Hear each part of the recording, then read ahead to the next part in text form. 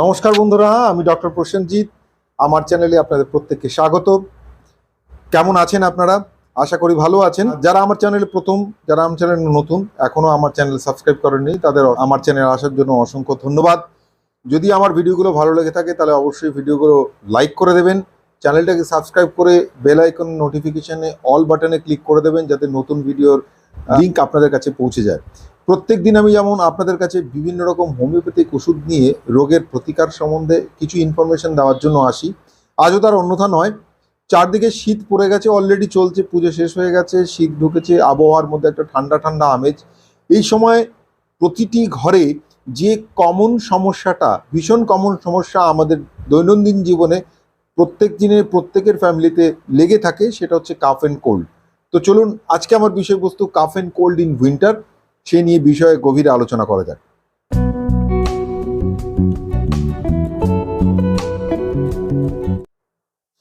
তো ব্যাপারটাকে প্রথমে আমরা দুটো ভাগে ভাগ করে নেব।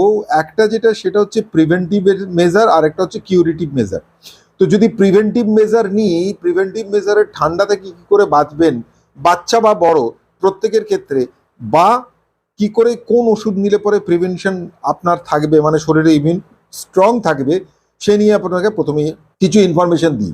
প্রিভেন্টিভ টিপস ফর চাইল্ড বলতে গেলে প্রথমেই যেটা করতে হবে, বাচ্চারা যখন ঘর থেকে বেরোবে তখন ঠান্ডা, বিশেষ করে সূর্য ডোবার পরে, অবশ্যই কিন্তু স্কার্ফ বা ওয়ার্ম ক্লোথ, গরম জামা কাপড় বা কিছু একটা স্কার্ফ জড়িয়ে নেবেন, যাতে করে কান বা মাথা বা গলা অংশটুকুন যেন ঢাকা থাকে। বিশেষ করে কান মাথা গলাটা যেন ঢেকে রাখার ব্যবস্থা অবশ্যই করবেন। নাক কখনো বন্ধ করবেন না, কারণ নাকের কিন্তু একটা টেম্পারেচার ব্যালেন্সিং সিচুয়েশন আছে, নাক দিয়ে কিন্তু পুরো ব্যাপারটা কন্ট্রোলড হয়, ঠিক আছে? কিন্তু বাকি সব জায়গাগুলো ঢেকে রাখার চেষ্টা করতে হবে বাচ্চাদের ক্ষেত্রে। 1 গ্লাস উষ্ণ গরম জল সকালবেলায় ঘুম থেকে ওঠার পর, 1 গ্লাস উষ্ণ গরম জল রাত্রেবেলায় অবশ্যই খেতে হবে, বাচ্চা বা বুড়ো নির্বিশেষে। বয়স্কদের ক্ষেত্রেও বলছি বা বাচ্চাদের ক্ষেত্রেও বলছি, মধ্যবয়স্করাও নিতে পারেন। কনস্টিপেশনের সমস্যা থেকে আপনি যথেষ্টভাবে উপকার পাবেন। এবার যাদের হাত ধোয়া কাজের কারণেই হোক, যদি বেশি বারবার হাত ধোয়ার প্রয়োজন পড়ে, বা ধরুন বাচ্চারা যেটা, বা বেশিরভাগ ক্ষেত্রে তারা জল ঘাটে আর কি, আরাম পায়, আনন্দ পায়, তো তাদের ক্ষেত্রে যেটা করতে হবে সেটা হচ্ছে হাত ধুয়ে ফেলার পর হাতে জল রাখা চলবে না। তাতে করে কি হয়, বায়ুর যে বায়ুমণ্ডল, যেটা হাতের তালুর ভেজা হাতের তালুর সংস্পর্শে আসে, সেখান থেকে বডির লেটেন্ট হেডটা নিয়ে যে জলটা তালুতে থাকে, সেই জলটা উদ্দায়ী হয়ে যায়, উড়ে যায়। তাহলে বডি থেকে লেটেন্ট হেড বেরিয়ে গেলে পরে শরীরের মধ্যে একটা ঠান্ডা ভাব, একটা ঠান্ডা অ্যাটমসফিয়ার তৈরি হবে শরীরের ভিতরে। আমরা প্রত্যেকেই জানি আমার বডির টেম্পারেচার 98.4। যদি দেখেন টেম্পারেচার ফল ডাউন করে, তখন কি হয়, নাক দিয়ে মুখ দিয়ে বায়ুর সাথে ক্রমাগত ঢুকে পড়া স্টেপ্টোকক্কাল বা স্ট্যাফাইলোকক্কাল বা ওয়ালওয়াক্স টাইপের ব্যাকটেরিয়া, যারা কলোনি ফর্মেশন করে থাকতে বেশি পছন্দ করে, তারা কিন্তু খুব দ্রুত ওই গলা, ল্যারিংস বা ফ্যারিংস অংশে কিন্তু দ্রুত বংশ বিস্তার করা শুরু করে, ওখানে অবস্থান করে বংশ বিস্তার করা শুরু করে। যার ফলে কিন্তু এই ব্যাকটেরিয়াগুলোর মিক্স আপ কন্ডিশনে কিন্তু কফ, যেটা আমরা দেখতে পাই, ঘন পরিস্থিতি, বেসিক্যালি ব্যাপারটা কিন্তু জলের মতনই থাকি গলায়।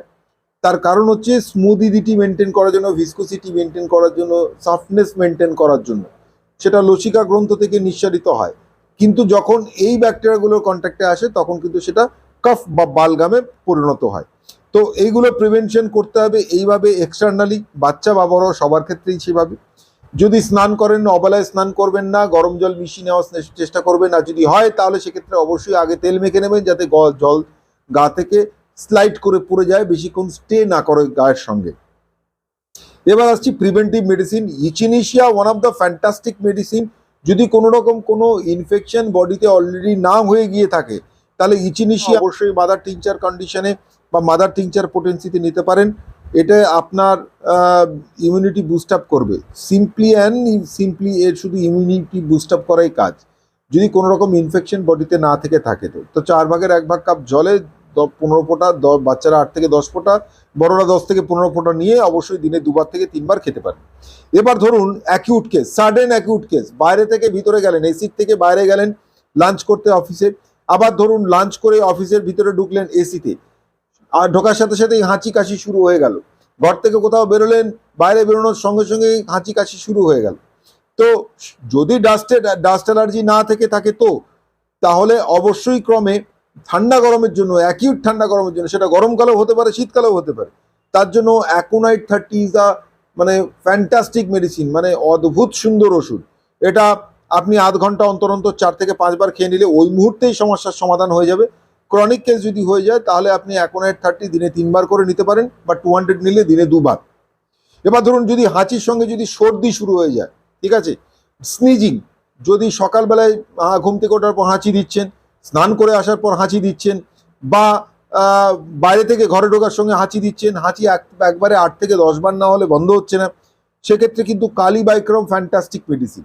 এবার ধরুন হাঁচি কাশি দিচ্ছেন, সে সঙ্গে নাক দিয়ে কাঁচা জল পড়ছে, তাহলে তার সঙ্গে নেট্রামিওর 30 মেশাতে হবে। ধরুন হাঁচি কাশি হচ্ছে, তাহলে সেক্ষেত্রে তার সঙ্গে নাকে জল বেরোতে বেরোতে হাজাকার পরিস্থিতি, মানে মানে লাল হয়ে গেছে, হেজে গেছে, পুরো ঘষতে পারছেন না, জ্বালা জ্বালা করছে, তাহলে সেক্ষেত্রে কালিবাইক্রম 30 সঙ্গে আর্সেনিকাম অ্যালবাম 30। যদি ধরুন নাক দিয়ে জল পড়ছে অথচ তার সাথে সাথে চোখ দিয়েও জল পড়ছে, যেন পেঁয়াজ কাটা হয়েছে এরকম একটা অনুভূতি, তাহলে সেক্ষেত্রে কিন্তু এলিএম সেপা 30। তাহলে এই 3খানা আলাদা আলাদা কন্ডিশনে আলাদা আলাদা মিক্স আপ করে নেবেন, এবং মিক্স আপ করে 2 ফোঁটা করে 3 থেকে 4 বার বা আধ ঘন্টা ইন্টারভ্যালে নিতে পারেন, ডিপেন্ডিং আপন সাসসেপ্টিবিলিটি অফ দ্য ডিজিজ ম্যানিফেস্টেশন। এবার ধরুন যদি আপনার স্নিজিং, নাজাল ফ্লো চলছে, এই অবস্থায় যদি বায়ো কম্বিনেশন ট্যাবলেটের কথা বলি, তাহলে BC5 আপনি নিতে পারেন। বড়রা হলে 5 থেকে 6টা করে ট্যাবলেট চুষে খাবেন দিনে 3 বার, খাওয়া দাওয়ার পর হাফ কাপ উষ্ণ গরম জল নিলে ভালো হয়। বাচ্চারা হলে পরে কিন্তু 3টে করে ট্যাবলেট দিনে 3 বার খাওয়া দাওয়ার পরে নেবেন।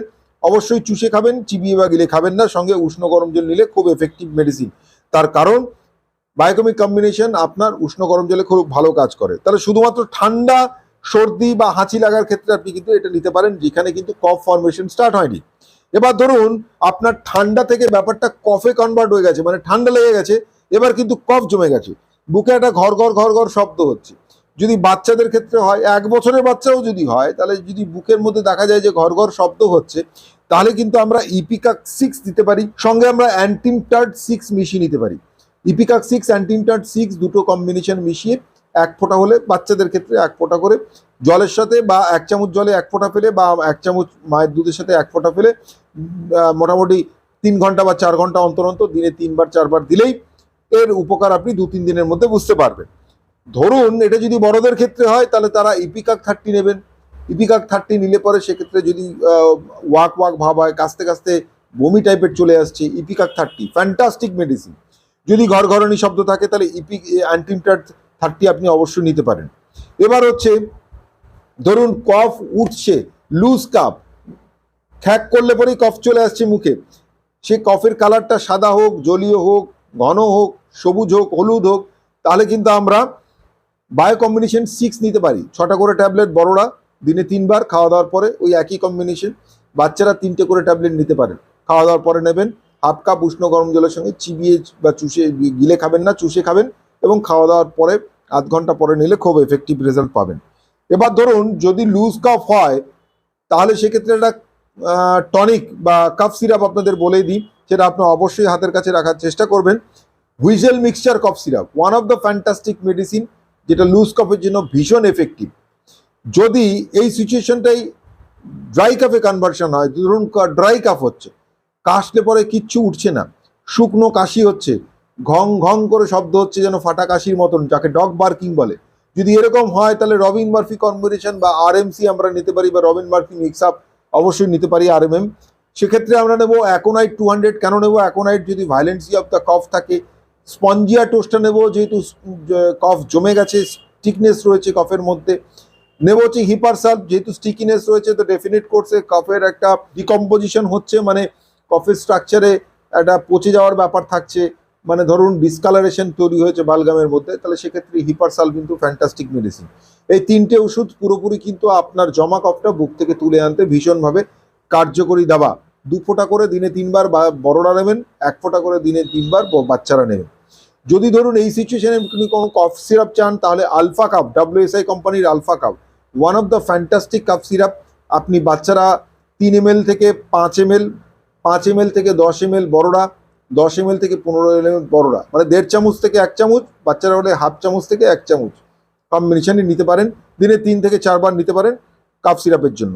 এবার ধরুন এই সিচুয়েশনে বেলসাম পেরু লুজ কাফের জন্য balsam Peru one of the fantastic medicine.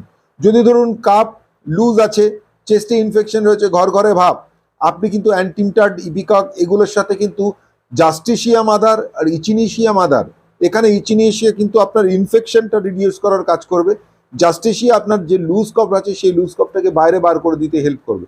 Justicia ইচিনিশিয়া 1:1 কম্বিনেশনে আপনি 1/4 কাপ জলে 20 ফোঁটা করে দিনে 3 বার অবশ্যই খাওয়া দাওয়ার আগে নিতে পারেন বা পরেও নিতে পারেন, আধ ঘন্টা গ্যাপ করে নেবেন। স্টিকটা পালমোনারিয়া 30 আপনি 2 ফোঁটা করে দিনে 3 বার নিতে পারেন। স্টিকটা নাম থেকে আপনারা বুঝতে পারছেন ব্যাপারটা একটু স্টিকিনেস থাকবে, যদি কফের মধ্যে স্টিকিনেস থাকে তাহলে সেখান থেকে কিন্তু স্টিকটা অবশ্যই 30 পোটেন্সিতে দিনে 3 বার নেওয়াই যেতে পারে। ধরুন খ্যাক করছেন, টুকরো কফ চলে আসছে, ড্রাই কফ উঠছে না, কিন্তু খ্যাক করলে পরে টুকরো কফ, ছোট ছোট কফ গলার মধ্যে চলে আসছে, রাত্রে বিছানায় শুলে কাশি বাড়ছে, গলার মধ্যে একটা অদ্ভুত ইরিটেশন বা চুলকুনি ভাব তৈরি হচ্ছে, গলা চুল করছে, এক্ষেত্রে আপনি কালিবাইক্রোম 30, হায়াসায়ামাস 30 আর রিউমেক্স 30। হায়াসায়ামাস রাত্রেবেলা বিছানার গরমে যদি কাশি বাড়ে, কালিবাইক্রোম টুকরো টুকরো ছেঁড়া কফ, হাঁচি কাশি পরিমাণ লেগে আছে, সেক্ষেত্রে কালিবাইক্রোম ভীষণ এফেক্টিভ। আর রিউমেক্স 30 নেবেন যদি গলার মধ্যে একটা সুরসুরে ভাব থাকে, সেই সুরসুরে ভাব থেকে কাশি হয়, তাহলে এই কম্বিনেশনটা আপনারা কিন্তু অবশ্যই নিতে পারেন, one of the fantastic combination. আমি মোটামুটি ঠান্ডা লাগার যত রকম প্রক্রিয়া, যেভাবে আপনাদের ঠান্ডা লাগতে পারে বা প্রিভেনশন, তার কিউরেটিভ মেডিসিন সম্বন্ধে আপনাদের এই ভিডিওতে বললাম।